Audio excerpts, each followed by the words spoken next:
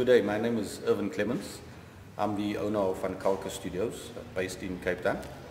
The studio was established in 1937 in a suburb called Woodstock, which is adjacent to the old District 6 area. So my name is Bonita Bennett. I'm the director of the District 6 Museum, and this museum has been around since 1994. And it's a museum that's dedicated to working with the memory of the displaced community that was forced out of District 6. And it's also a community that was very well connected, or used the Van Kalker studio, should I say, very much in the time when they were living in the community known as District 6. But we've also found that people continued, even when they were displaced from District 6, when they were dispersed to the Cape Flats and to different areas, that people continue to come back. They love the Van Kalker studio for different reasons. They like the way that he made them look on the photographs, and so it was a very important part of the community coming to the Van Kalker studio. Okay, my name is Krishna Julius. I'm head of the Collections, Research and Documentation Department at the District 6 Museum. My responsibility is really looking after the material culture of District 6.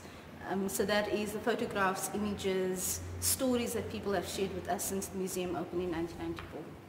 Many of the people who were photographed between 1950 and say 1980, when District 6 was really almost completely destroyed, a lot of them are still alive, and it would be great to hear their stories. The conservation of the Van Kalker collection basically entails us digitizing the collection for future use, to be used by researchers who are maybe looking at the history of photographic studios in Cape Town and in South Africa, but also looking at how we make those stories and those images accessible to a District 6 community, as well as the broader communities that we're using the archive or using the studio in the 1930s up to the 1990s as well.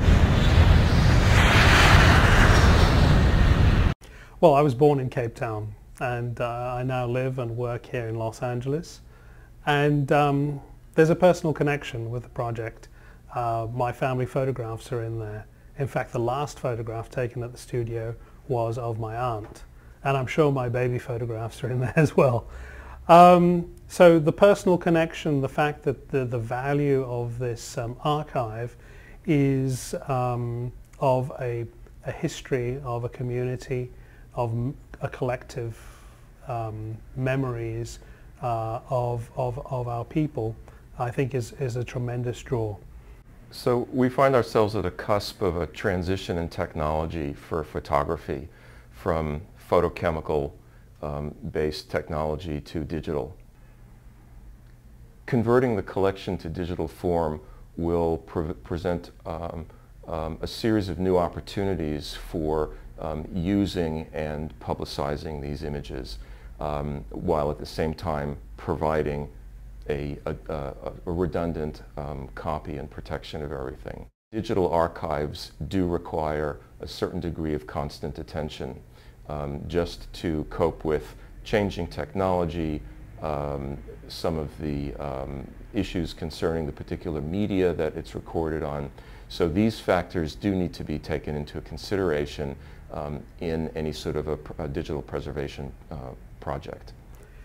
At our company here, Kwai-Oak, we work on the problems of the Hollywood community, the film industry, and we take film content and we specifically put that up in the cloud to make it accessible in more ways than it was before, to allow different types of workflows to be performed more efficiently in the cloud.